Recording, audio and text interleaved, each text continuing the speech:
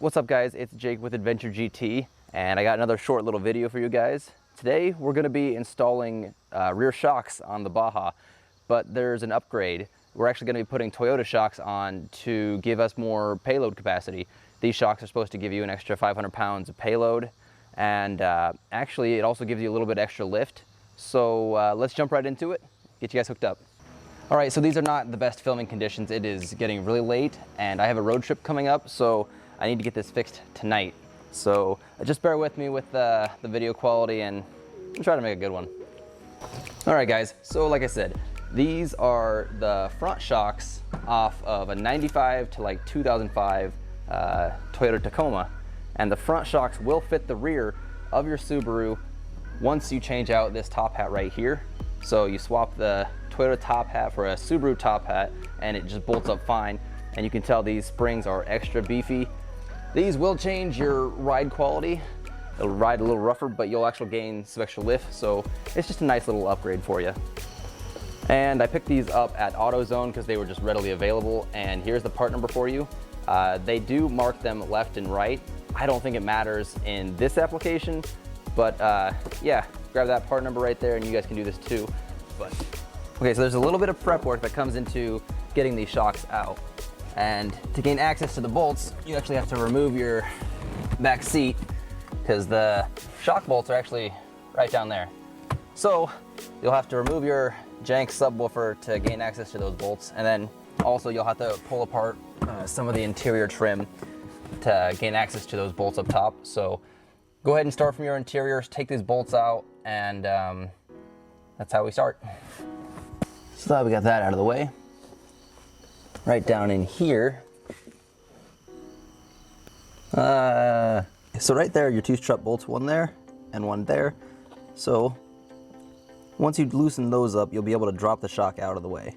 And these interior pieces are just held on by little plastic tabs.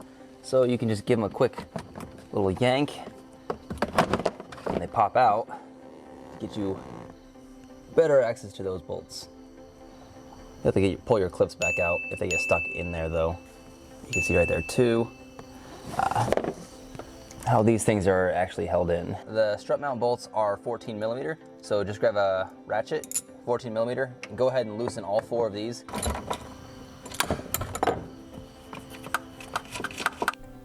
So it was about this point where I realized that the batteries inside the body mic I was wearing had just died. And from this point on, the rest of the audio will be as an overlay. It's kind of unfortunate, but you should still be able to follow through with the video. Now it's time to remove those shocks. At this point, it's time to raise and support the vehicle. Once she is supported by jack stands, you will need to remove the tires. To remove the last bit of hardware securing the shock, you will need a 19mm socket as well as a 19mm wrench.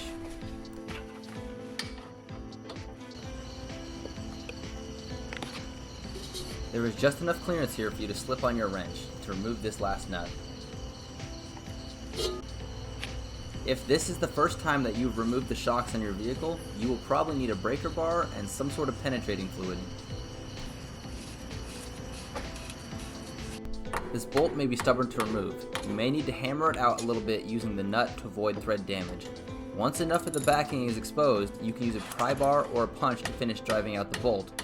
Be aware the shock could still have a load on it and may drop after the bolt is removed.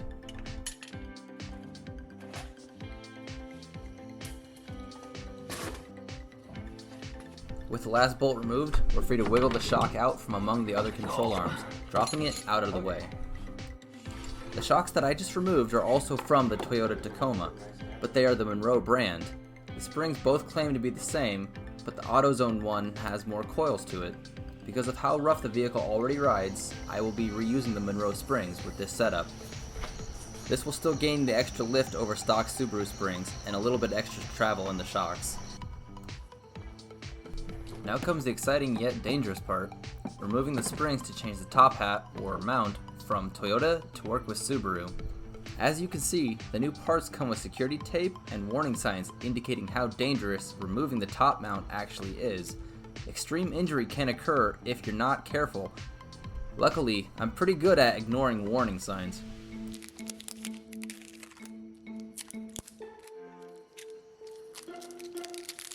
Here I'm going to be showing you two different methods of spring removal. The correct way with spring compressors, and the sketchy budget route with ratchet straps. With the top and bottom hooks attached to the spring and the safety pins engaged, tighten the 19mm bolts, switching sides every once in a while until the spring is fairly compressed, or is no longer touching the top mount. Then you are free to remove the retaining nut and slide the shock away from the whole assembly. These exact spring compressors can be bought at AutoZone for about $40.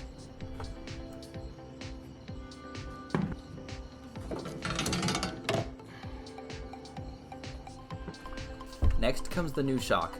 Because of the extra coils, I was not able to use the spring compressor tool, and will need to use the ratchet strap method. Looping the straps through and around the springs for a couple passes, you can hook the ends to the top of the spring and start the compressing process, switching between the two sides after a few clicks. You don't want to go very far compressing, just enough that the spring moves a little bit before removing the nut. There is way too much pressure on these little straps, and any little thing could spell disaster.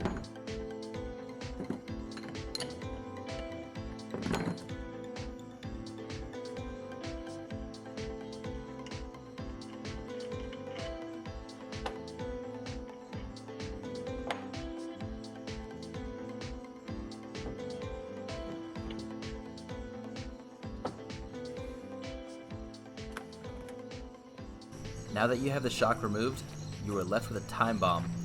Use extreme caution to remove the straps bit by bit until the spring is free. Alrighty, now that we've gotten this far, it's just reassembly and reinstall.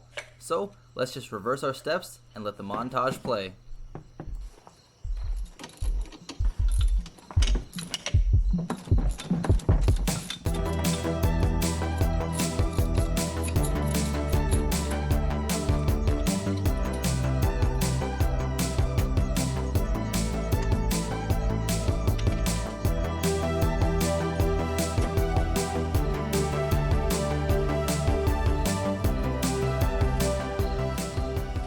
You may have noticed with taller springs and shocks that when you try to reinstall them, the mounting hole is a lot lower than the hub now sits. The best way to take care of that problem is to insert a bottle jack or scissor jack, like so, to lower the control arms down to the new length.